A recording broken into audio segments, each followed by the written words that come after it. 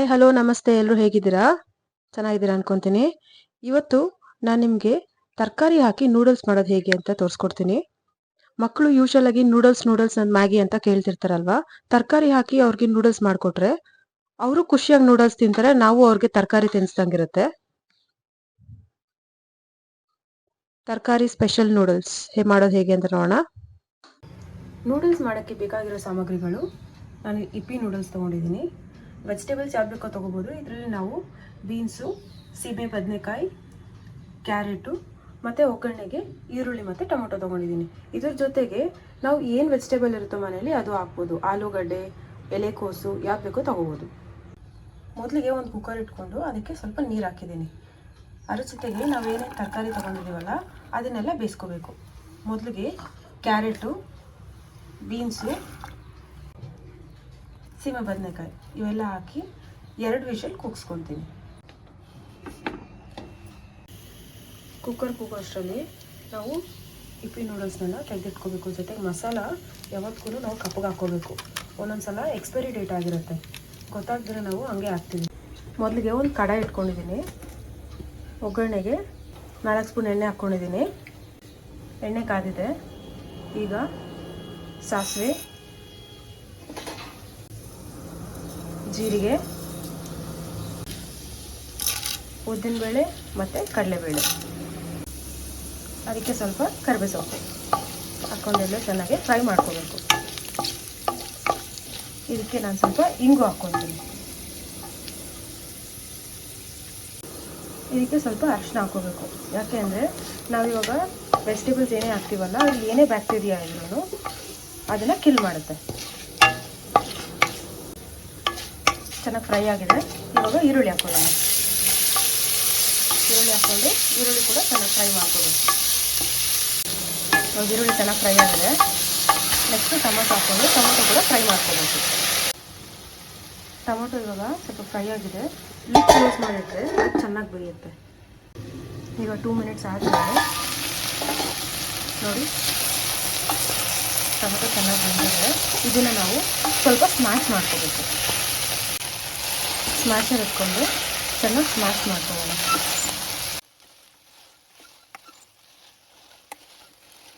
ಚೆನ್ನಾಗಿ ಸ್ಮ್ಯಾಶ್ ಮಾಡಿದ್ಮೇಲೆ ನಾನು 1 ಟೀ ಸ್ಪೂನು ಉಪ್ಪು ತೊಗೊಂಡಿದ್ದೀನಿ. ನೀವು ರುಚಿಗೆ ತಕ್ಕಷ್ಟು ಉಪ್ಪು ಹಾಕೋಬೋದು. ಇದ್ರ ಜೊತೆಗೆ 1/2 ಟೀ ಸ್ಪೂನ್ ಮೆಣಸಿನ ಪುಡಿ ಹಾಕ್ಕೊತಿದ್ದೀನಿ. ನಾವು ಕಲ್ಲುಪ್ಪು ಏನಕ್ಕೆ ಹಾಕೋಬೇಕು ಅಂದರೆ ಹೆಣ್ಮಕ್ಳಿಗೆ ಐರನ್ ಕಂಟೆಂಟು ತುಂಬ ಕಡಿಮೆ ಇರುತ್ತೆ. ಕಲ್ಲುಪ್ಪಲ್ಲಿ ಅಯೋಡಿನ್ ಕಂಟೆಂಟ್ ಜಾಸ್ತಿ ಇರುತ್ತೆ, ಅದಕ್ಕೆ ಕಲ್ಲುಪ್ಪು ಯೂಸ್ ಮಾಡಬೇಕು. ಇದಕ್ಕೆ ನೆಕ್ಸ್ಟು ನಾನು ಮ್ಯಾಗಿ ಮಸಾಲ ಇತ್ತಲ್ಲ, ಅದು ಇಪ್ಪಿ ಮಸಾಲ, ಅದನ್ನು ಹಾಕ್ಕೊಂಡು ಇದೆಲ್ಲ ಹಾಕಿ ಚೆನ್ನಾಗಿ ಇನ್ನೊಂದ್ಸಲ ಫ್ರೈ ಮಾಡ್ಕೋಬೇಕು.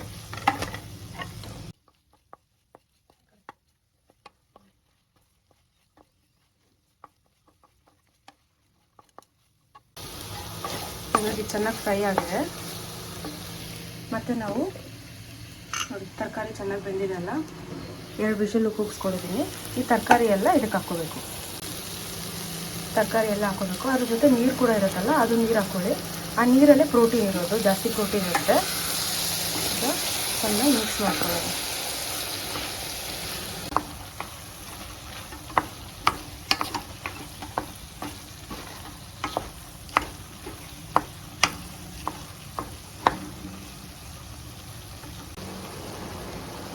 ಚೆನ್ನಾಗಿ ಮಿಕ್ಸ್ ಮಾಡ್ಕೊಂಡಿದ್ದೀವಲ್ಲ, ಇದಕ್ಕೆ ಯಾವಾಗಲೂ ನಾನ್ ಸ್ಟಿಕ್ ಕಡಾಯಿ ತೊಗೊಂಡ್ರೆ, ನಾವು ಸ್ಟೀಲ್ ಡಬ್ಬಿಗಿಂತ ವುಡನ್ ಡಬ್ಬಿ ತೊಗೊಂಡ್ರೆ ನಾವು ಕಡಾಯಿಗೆ ಗೀಚುಗಳು ಬೀಳೋದಾಗಲಿ ಗಲೀಜಾಗೋದಾಗಲಿ ಆಗಲ್ಲ.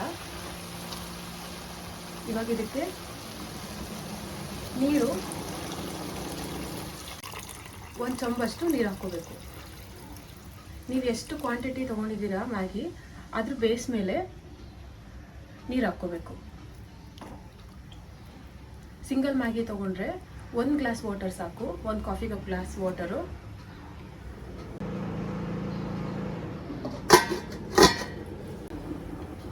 ಈಗ 3 to 5 ಮಿನಿಟ್ಸು ಚೆನ್ನಾಗಿ ಬಾಯ್ಲ್ ಆಗ್ತಿದೆ.